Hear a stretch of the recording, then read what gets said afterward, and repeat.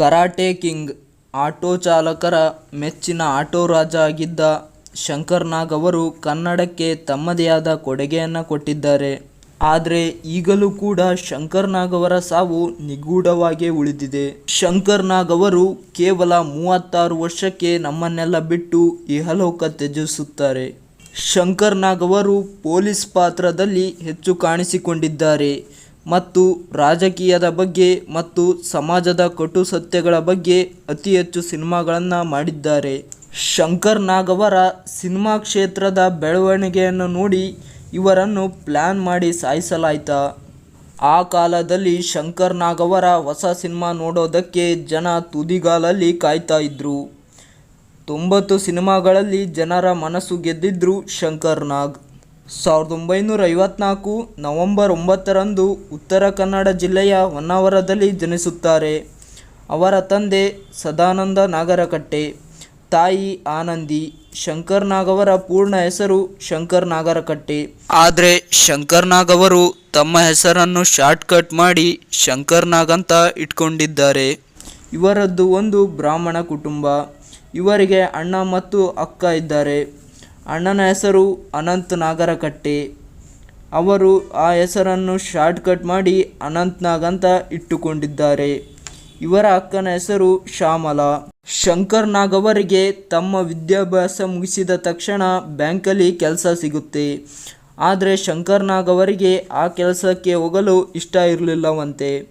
ಶಂಕರ್ ನಾಗ್ ಅವರು ಆ ಕೆಲಸದ ಜೊತೆಗೆ ಇನ್ನೂ ಏನಾದರೂ ಮಾಡಬೇಕು ಅಂತ ನಾಟಕದಲ್ಲಿ ಅಭಿನಯಿಸುತ್ತಾರೆ. ಒಂದು ದಿನ ಶಂಕರ್ ನಾಗ್ ಅವರನ್ನು ನೋಡಿದ ಗಿರೀಶ್ ಕಾರ್ನಾಡ್ ಅವರು, ಏ ಹುಡುಗ, ಸಿನಿಮಾದಲ್ಲಿ ಪಾತ್ರ ಮಾಡ್ತೀಯೇನು ಅಂತ ಕೇಳಿದಾಗ 1 ಸೆಕೆಂಡ್ ಯೋಚನೆ ಮಾಡದೆ ಶಂಕರ್ ನಾಗ್ ಅವರು ಹ್ಞೂ ಸರ್, ಮಾಡೋಣ ಬಿಡಿ ಅಂತ ಹೇಳ್ತಾರೆ.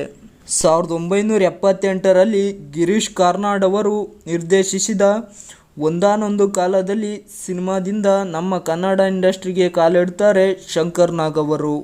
ಶಂಕರ್ ನಾಗ್ ಅವರು ಅಭಿನಯಿಸಿದ ಮೊದಲ ಸಿನಿಮಾ ಒಂದಾನೊಂದು ಕಾಲದಲ್ಲಿ. ಈ ಸಿನಿಮಾಗೆ ಬೆಸ್ಟ್ ಆ್ಯಕ್ಟರ್ ಅಂತ ಅವಾರ್ಡ್ ಸಿಗುತ್ತೆ. ಇದು ಅವರ ಮೊದಲ ಸಿನಿಮಾ.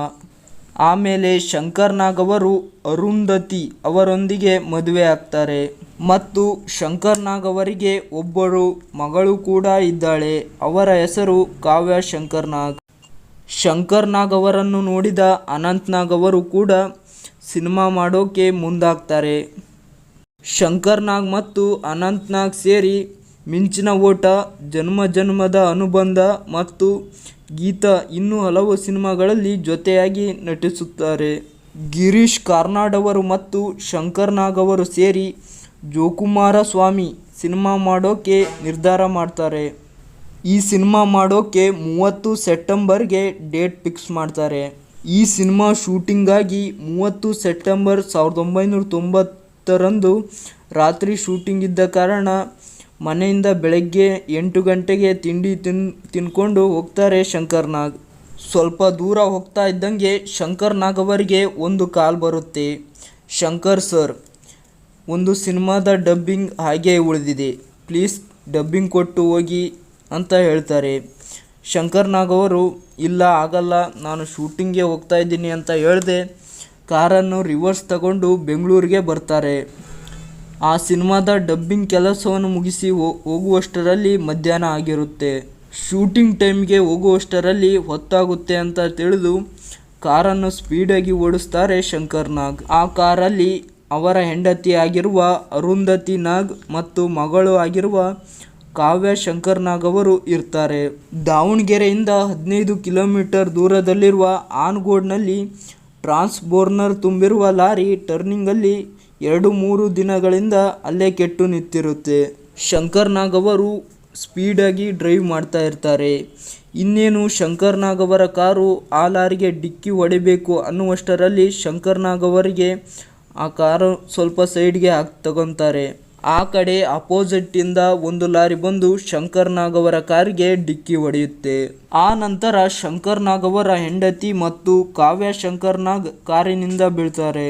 ಕಾವ್ಯ ಶಂಕರ್ ನಾಗ್ ಅವರನ್ನು ಅರುಂಧತಿ ಶಂಕರ್ ನಾಗ್ ಅವರು ಹಿಡಿದುಕೊಂಡಿರುವುದರಿಂದ ಸ್ವಲ್ಪ ಪೆಟ್ಟು ಬಿದ್ದಿರುತ್ತೆ ಕಾವ್ಯ ಶಂಕರ್ ನಾಗ್ ಅವರಿಗೆ. ಆದರೆ ಅರುಂಧತಿ ಶಂಕರ್ ನಾಗ್ ಅವರಿಗೆ ತಲೆಗೆ ಮತ್ತು ಕಾಲಿಗೆ ಬಲವಾದ ಹೊಡೆತ ಬಿದ್ದಿರುತ್ತೆ. ಈ ಆಕ್ಸಿಡೆಂಟ್ನಲ್ಲಿ ಶಂಕರ್ ನಾಗ್ ಅವರಿಗೆ ಸ್ಪಾಟ್ ಡೆತ್ ಆಗುತ್ತೆ. ಇದಾಗಿತ್ತು ಶಂಕರ್ ನಾಗ್ ಅವರ ನಿಗೂಢ ಸಾವಿನ ರಹಸ್ಯ. ವಿಡಿಯೋ ಇಷ್ಟ ಆದರೆ ಖಂಡಿತ ಲೈಕ್ ಮಾಡಿ. ನಮ್ಮ ಚಾನಲ್ ಇಷ್ಟ ಆದರೆ ಖಂಡಿತ ಸಬ್ಸ್ಕ್ರೈಬ್ ಮಾಡಿಕೊಂಡು ಸಪೋರ್ಟ್ ಮಾಡಿ. ಮುಂಬರುವ ವಿಡಿಯೋಗಾಗಿ ಬೆಲ್ ನೋಟಿಫಿಕೇಷನ್ ಒತ್ತಿ ಆಲ್ ಸೆಲೆಕ್ಟ್ ಮಾಡಿ.